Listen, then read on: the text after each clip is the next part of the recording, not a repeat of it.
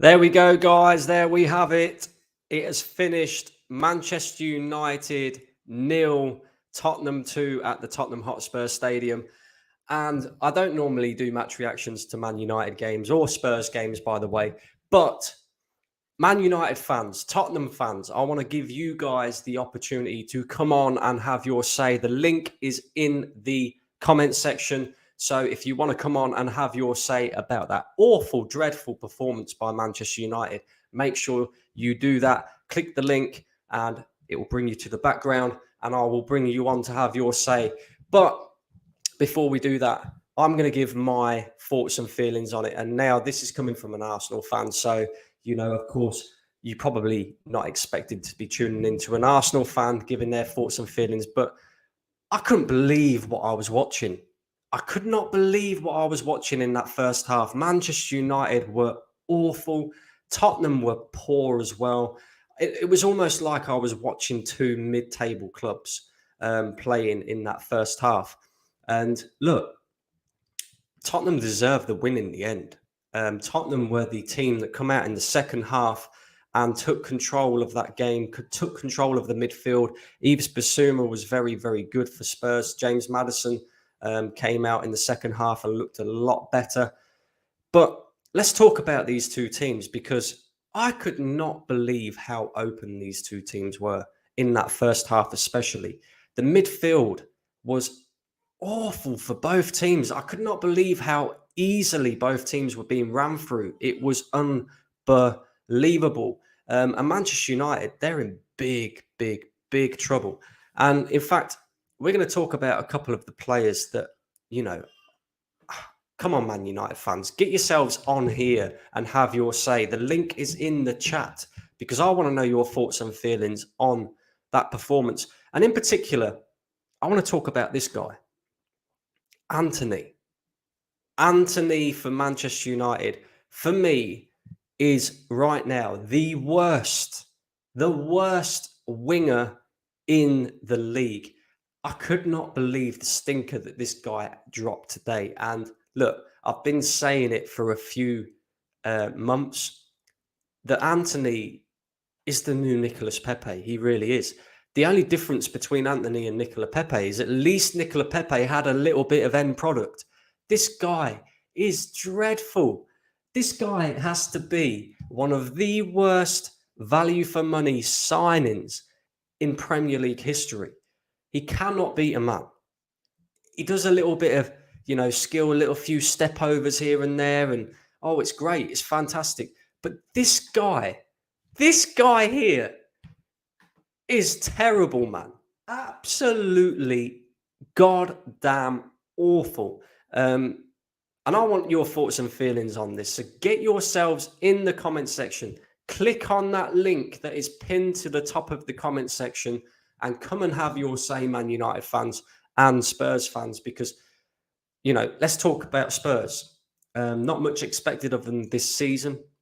New manager, new system, new way of playing. They've just lost Harry Kane to Bayern Munich. And I thought they did okay today. I didn't think they was too bad. I think in the first half, defensively, again, I just look at these two teams and I don't think either of them are going to finish in the top four as things stand. Purely and simply because their midfield and their defenses are really, really shaky. Really, really shaky. I thought Tottenham in the first half, very, very shaky. But like I say, second half, they come out and they was a little bit better. Man United were worse in the second half than they were in the first half. And I didn't even think that was possible. Of course, Bruno Fernandes had the best opportunity in the first half. And we could probably say that is miss of the season so far. Like, I don't understand what is going on at Man United right now. You would have thought these players having, a season under Erik ten Hag would by now know what is expected of them. They haven't changed many players in the team. Of course, they're 100%. They're missing a striker. I thought their only threat looked like Marcus Rashford, and that was only because really, he was getting in behind a few times with his pace. Garnacho, awful. He had a few half opportunities, but didn't really do anything with it. Antony, by the way, I don't know if anybody can give me the stats on this guy, but how many times did this guy give the ball away? Time after time after time after time. That is one of the worst performances I have ever seen from a Premier League player. Couldn't beat his man. Okay, he hit the post, right? Whoopie do, hit the post. Yeah. Couldn't beat his man. Didn't do anything when he had the ball. Kept giving the ball away. It must be so frustrating for a manager to watch on the sidelines a performance like that.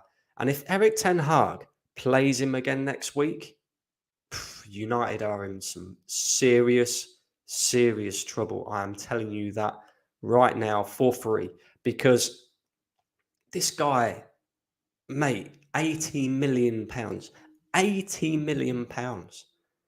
Yeah, £80 million. I could not believe what I was watching.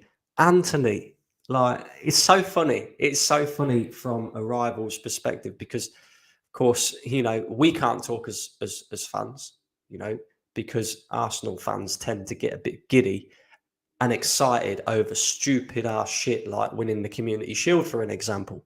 But Man United fans got giddy when they beat Arsenal in pre-season. We're here. We're going to compete with you. You haven't even been able to compete with Wolves. Yeah, on Monday last week, they absolutely ruined you. And I don't know how you came out of that game with a win. Well, I do actually, because, the referees are absolutely diabolical in the Premier League. Let's be honest, they are goddamn awful. Wolves should have had a penalty last week. I think Man United probably should have had a penalty today. But based off the fact that Wolves didn't get their penalty, and it was a very unjustified decision for me, and Man United didn't get their penalty today, it kind of shows that it does level, things out when you look, throughout the season and that. But guys, look, get yourselves on that link right now. I want to hear from United fans. I want to hear from Spurs fans. I want to know your thoughts and feelings on this game. Man United fans, you must be scratching your heads right now, wondering what is going on. And it's ironic, really, because I did a video on the channel yesterday with Deji, with Northside, where we was talking about the fact that a top six club in the past 5 seasons, at least one top six club has sacked their manager mid-season. And we was discussing which manager out of the top 6 clubs would be the next manager on the chopping block. And we actually came to the conclusion that Eric Ten Hag would be that manager. And it's ironic, really, because after today's performance, after the Wolves' performance on Monday, it could be possible, because United haven't really done that much in the transfer market. Yes, they brought in Onana. Yes, they brought in Mason Mount, who was awful again today, by the way. That midfield partnership of Mason Mount and Bruno Fernandes with Casemiro behind them just simply doesn't work. It just simply doesn't work. The way that they get run through is unbelievable to me. And then, apart from that, they haven't done anything else really in the transfer market. Yes, they signed Højlund. He's out injured. Fancy signing a striker that's injured. And okay, the strikers market's not great. So, you kind of put it down to that and whatever. But desperate times for Man United. If I'm a Man United fan, I am seriously, seriously worried. And I know it's only the second game of the season. And, if you go back to last season, they had that 4-0 beating at Brentford. And they still, finished third in. They still finished 4th in the league last season. Sorry, and at one point, it was looking like they may be in a title race with Arsenal and Manchester City, but I don't see them repeating that feat again this season. I think Man United have been found out, and I think they're going to really, really struggle to make the top 4 if they don't sign any more players from now until the transfer window shuts. Tottenham, on the other hand, didn't expect too much from Tottenham this season. Lost Harry Kane. Yes, they brought in James Maddison, very good signing. They've got a new manager.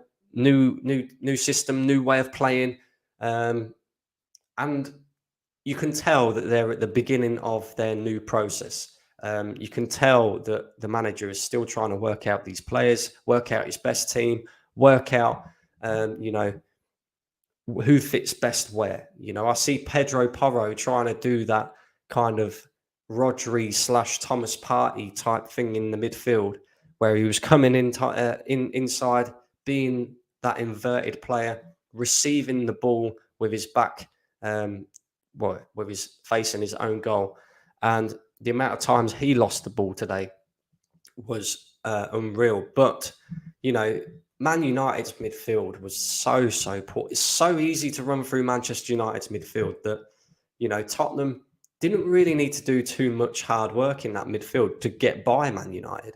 And if they had Harry Kane today, Jesus Christ, we would have been looking at a 5-0.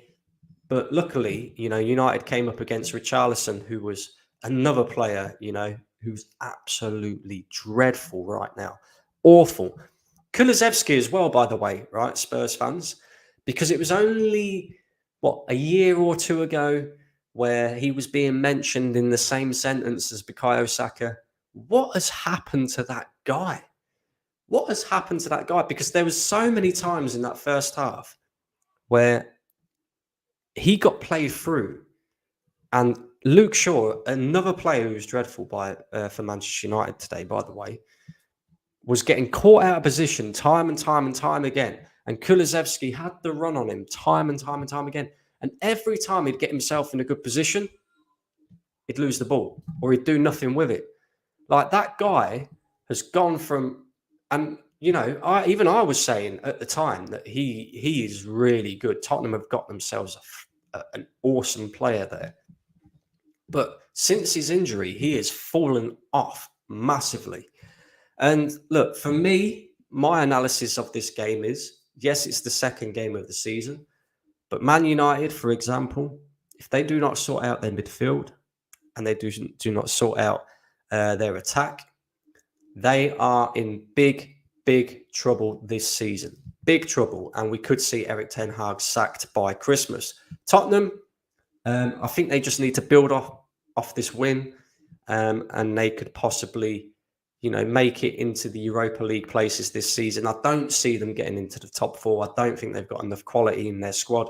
They look a little bit to me like Chelsea of last season, where, you know, they can play football, they can do some decent stuff, but their attack is going to be where they're let down. I don't think Son had the greatest of games today. I don't think Kulusevski did, or Richarlison for that matter.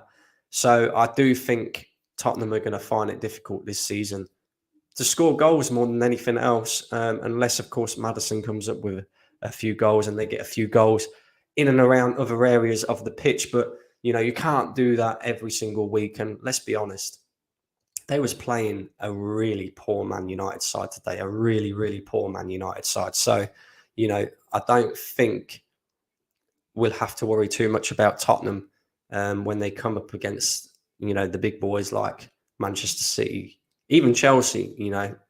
Liverpool, another team that, you know, just look goddamn awful in the midfield. So there's a lot of teams that are struggling in terms of, you know, getting overrun in their midfield. So I think it's going to be a quite open season. Listen, guys, you don't want to hear me rambling on. Yeah, I'm not a United fan. I'm not a Tottenham fan. I couldn't care less about either of these two teams.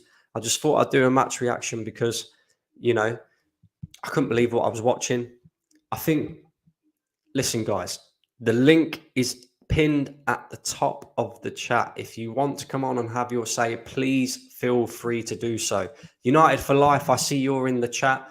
Come on and have your say. Let me know your thoughts and feelings on the game, my friend, because as a United fan, like I say, you should be worried. And he's saying here, I'm leaning to Ten Hag out. I can't come anymore. This guy should stop playing Mount. He's starting to turn into a fraud. I'm giving him 3 more games to amend stuff or I'm done completely. This is the thing, right?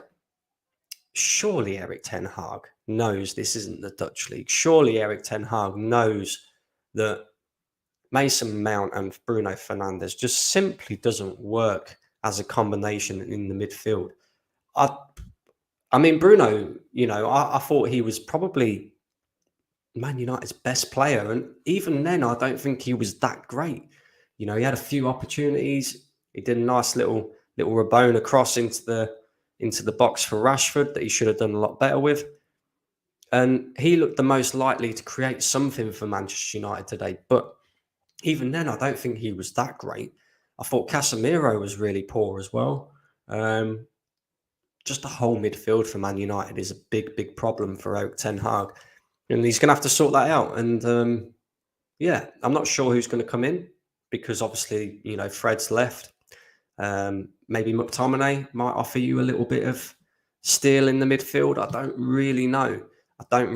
But listen, I'm glad I'm not a Man United fan because I would be very, very worried right now. Very worried. LJ says, as much as there is some of fan base that are deluded, let's not pretend that United fans are just as deluded. It's just our delusional ones are louder. Big up yourself, LJ. Yeah. Arsenal's fans are very, very deluded. There's more deluded Arsenal fans than there is United fans, I think. Basuma absolutely cooked United's midfield to the point he was pulling out tricks. Yeah, Basuma's a top quality player. I actually wanted him at Arsenal before he went to Tottenham.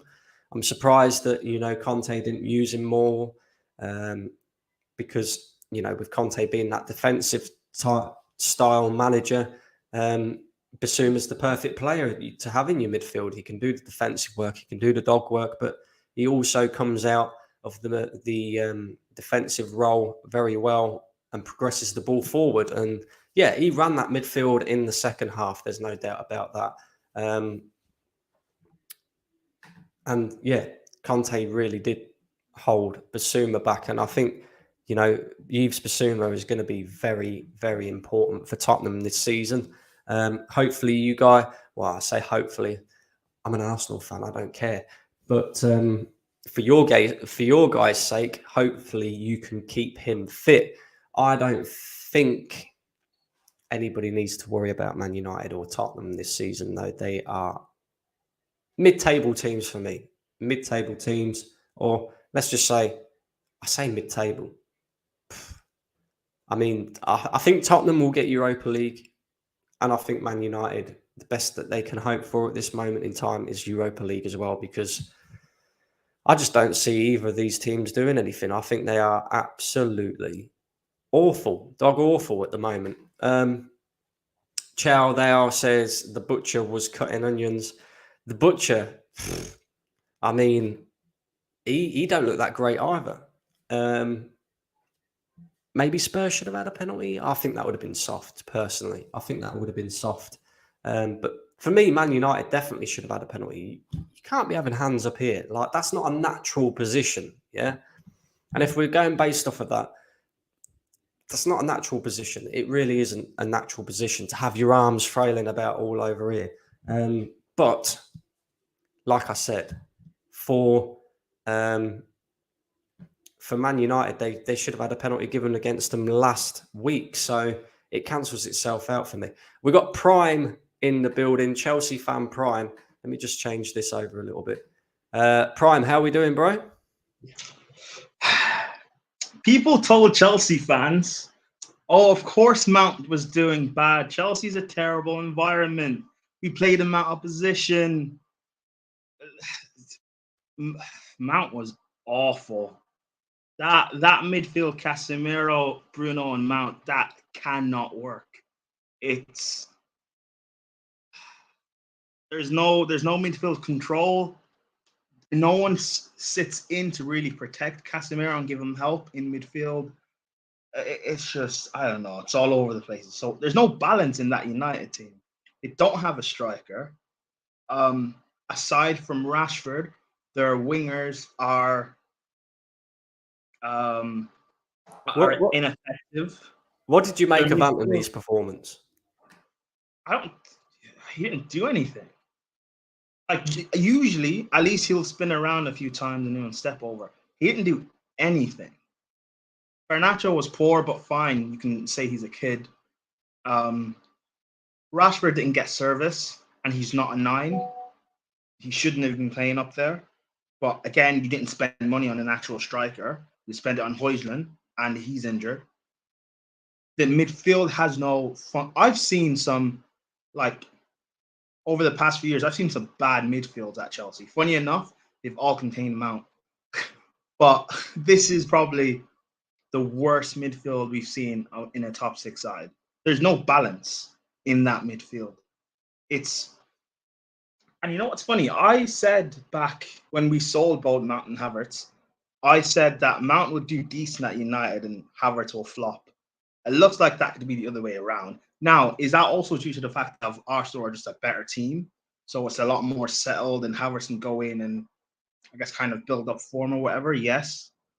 But Mount is just awful. You went into United, you took the 7, all this PR and hype, you need to deliver. Look, it's not my problem, but it's beautiful to watch. When it's not your team, chaos is beautiful to watch. I love it. 100%. I think we can sit back and chill, Prime, because I actually think Chelsea are going to be very, very good this season, and I think they will actually finish in the top 4. I think Pochettino's already starting to show what kind of a job he's doing at Chelsea. Just on that kind of Mason Mount, Kai Havertz thing, like, who got the worst end of this deal, bro? Because it's hard to. I'm looking at it and I'm just thinking, Kai Havertz hasn't been great for Arsenal. Mason Mount's been awful for Manchester United in the first 2 games. Like, and not only that, right? Just to move on to a positive type of thing, what did you make of Pape Sarr's performance for Spurs? Because I thought he was very good today. I thought he was brilliant. He's a young kid and he didn't really get much chances last season due to Conte. I think him and Basuma were phenomenal. Remember Basuma at Brighton 2 seasons ago, how well he was doing? He went to Spurs. Conte, again, didn't play him. Basuma's one of the best midfielders in the Prem. Like, he is phenomenal. He can do everything. And fine, you're playing against a poor midfield, so it doesn't really, like, you can kind of say it doesn't really count. But he was just phenomenal to watch. Phenomenal. Yeah, definitely. Richarlison? Listen, he's bad. But I've been saying this for years. This guy's not a striker. But he did it when he played well at Watford. He did his best work off the left wing, or well, as a left inside forward, I guess you could say. When at Everton, he did his best work when he played in the front 2 at Calvert-Lewin, or he played just off the left off of Calvert-Lewin. I think he needs that. If, like I said this last season, if Conte switched to a 2-man partnership and had Kane and Richarlison, I think that would have worked. But now Spurs don't have a striker, so it's either him or Son, and none of them are forward. None of them are center forwards. They're not focal point. I think Spurs are. I didn't think Spurs would win today, not because they're not good or better than United, but because I didn't see where the goals would come from. I think moving forward, if Spurs could fix their goal issue, if they get someone in January, which maybe they're hoping, maybe they can get Tony or something. But if they could get a striker, they could look like a serious outfit. They're just a joy to watch. It's like, I know they're rivals, but like, just being honest, they just look brilliant. I'm not so sure that there will be a serious outfit. I still think they'll have issues defensively, but definitely at the moment, their biggest issue is going forward. I know they scored 2 goals today, but they're 2 unexpected scorers on the score sheet. Let's just put it that way. And their attack don't look that great. But I mean, Man United, like, I don't know what to make of Man United, bro, because Bruno Fernandes was probably their best player on the for Man United today, and he was awful. I mean, I disagree. He was their best player. I don't know. You saw last season, right? Ten Hag's first 2 games, they got battered. And then he switched the style and he started playing more conservative and counter-attack. But now he brought in Onana, so now he has to play out of the back. And people crucified David De Gea. And I don't agree. I still think he's a brilliant goalkeeper, even though he's not the best playing out of the back.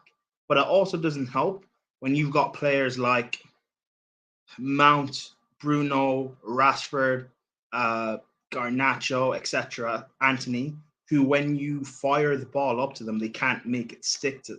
Look at Arsenal, for example. You've got Ramsdale, but when he pings a ball out, who do you have up there? Saka, Martinelli, Jesus, etc., who could take the ball down and make it stick. You keep hold of the ball. You don't have any of that. So having Onana is quite useless because you saw it today. He playing the ball out of the back almost resulted in another goal being conceded. And it's not maybe just due to Onana, but it's just the fact that the players are just not good at doing that. So do you continue to persist that way? Or do you, again, just adapt to the players you have? But at that point now of you've had 3 transfer windows, the biggest money you've spent has been on Antony and Mount. And Antony doesn't look good. He's been here a year. And even though Mount just got here, he's played in the Premier League now for 4 seasons. We know what Mount's about. So I don't know. It doesn't look good. Yeah, it's looking peak, bro. It's looking peak for Man United. Listen, guys, we're going to wrap this show up here because I don't think there's going to be anybody else that wants to come on, unfortunately, and give their says. So, yeah, Man United, I mean, they need to sort themselves out. Spurs, it's a decent win for Spurs. I will be back on, what day are we You today? play them next week. Sorry? You guys play them next week, is it? Or yeah, I think we do play them next week at the Emirates as well. So but you guys will run through them. You'll run through them. I'm going to be rubbing my hands together for that one. But then even again, Havertz playing, you'll still run through them. Oh yeah, we should do. But then saying that, we tend to go up against Manchester United when they're in poor form, and then they end up putting in a performance against Arsenal. I don't know why that is, but it just tends to be the case. So, but look, guys, listen, I'm going to be back on Monday with, of course, match reactions and all of that for the Arsenal game against Crystal Palace. And then me and Deji will be back on Tuesday. Make sure you tune in for that one. Deji's a Spurs fan, so he will be, no doubt, giving it all of this to Manchester United fans and all the rest of it. He tends to get a bit carried away as well, so maybe he'll make a few outlandish predictions for Tottenham after this win.